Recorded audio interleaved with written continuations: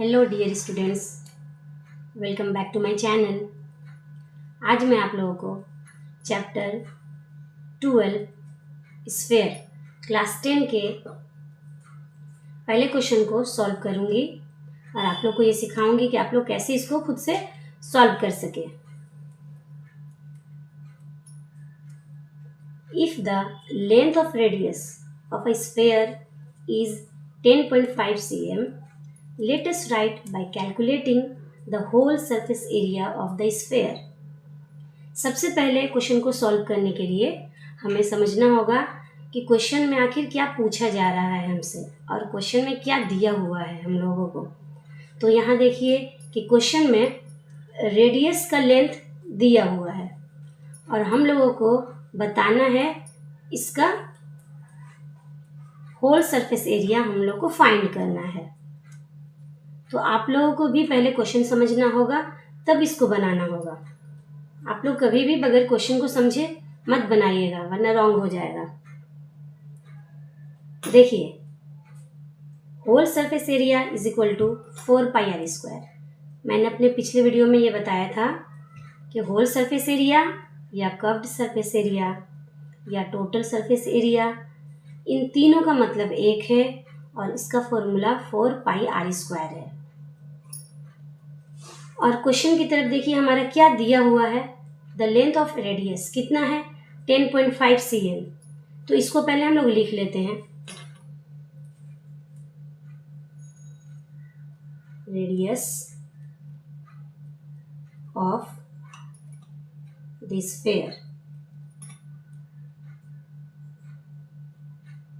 Sphere, अब radius की sphere कितना है? 10.5 cm।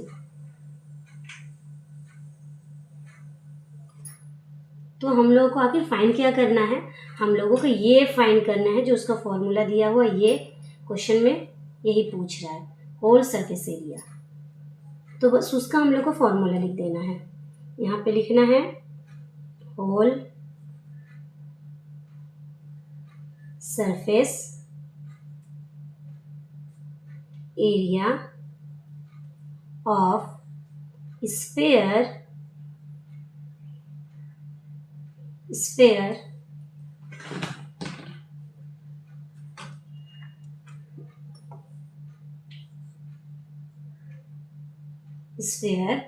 Is equal to 4πr²।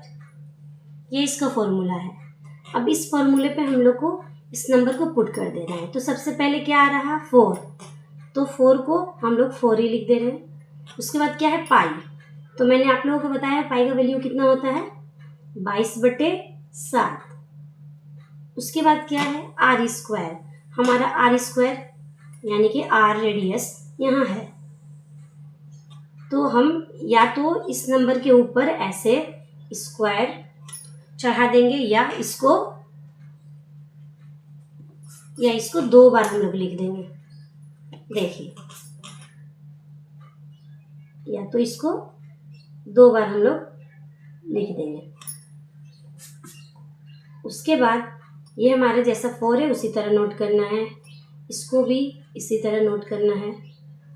उसके बाद यहाँ जो डेसिमल है इसको हटाना है और इसको हटाने का क्या प्रोसेस होता है कि हम लोग पहले इस डेसिमल को हटाकर नंबर को लिख लेते हैं। उसके बाद इस डेसिमल के लिए 1 और डेसिमल के बाद यानी कि इसके राइट में जितना भी डिजिट रहता है, जितना संख्या रहता है, उतना हम लोग 0 देते हैं। तो डेसिमल के बाद कितना है? 5। लेकिन कितना 5? ओनली 1 है, सिंगल है, तो सिर्फ 1 0। फिर जो इनटू है इसको इनटू हम लोग देंगे।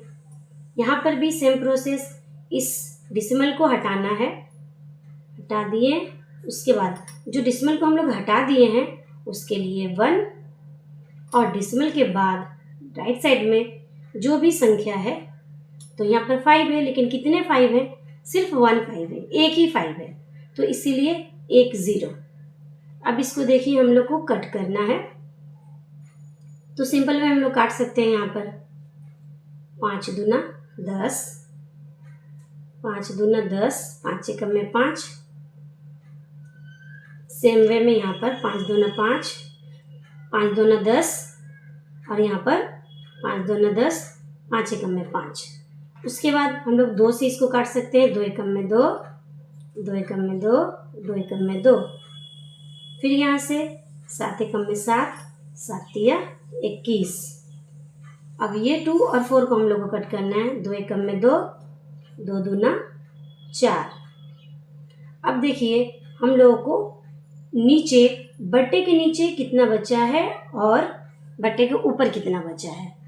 तो बट्टे के ऊपर हमारा 2, उसके बाद गुना मल्टीप्लाई, उसके बाद 11, फिर से मल्टीप्लाई 3, फिर से मल्टीप्लाई और ये 21। बट्टे के नीचे कितना है 1 1 1, तो हम लोग लिख लेते हैं यहाँ पर 1, फिर से मल्टीप्लाई 1, फिर से मल्टीप्लाई। देखिए तो इसको हम लोग ऊपर में जो भी नंबर है उसको हम लोग गुना करेंगे, मल्टीप्लाई करेंगे, यानी कि ज़रब करेंगे। तो इसके लिए आप लोगों को रफ भी सामने ही बनाना होगा। यहाँ पे आप लोग लिखिएगा रफ, और 2 से 11 में यानी कि 11 में हम लोग को मल्टीप्लाई करना है, यानी कि पहाड़ पढ़ना है। तो 11 दूनी 22 हो गया। यहाँ पर 11 दूनी 22। अब हम लोग को 22 से 3 में करना है। 3 दूना 6, 3 दूना 6। उसके बाद फिर कितना से करना है 21 से। 1 6 के 6, फिर से 1 6 के 6। यहाँ पे कटकुट देना है हम लोग को। 2 6 के 12, 2 6 के 12 और हाथ वाला है 13। 6 6 2 8 3 1। अब नीचे में आप इसको जितना भी मल्टीप्लाई कीजिएगा तो 1 ही आएगा। 1 से 1 में कीजिएगा तो 1 आएगा, फिर 1 से 1 में कीजिएगा तो 1 ही आएगा।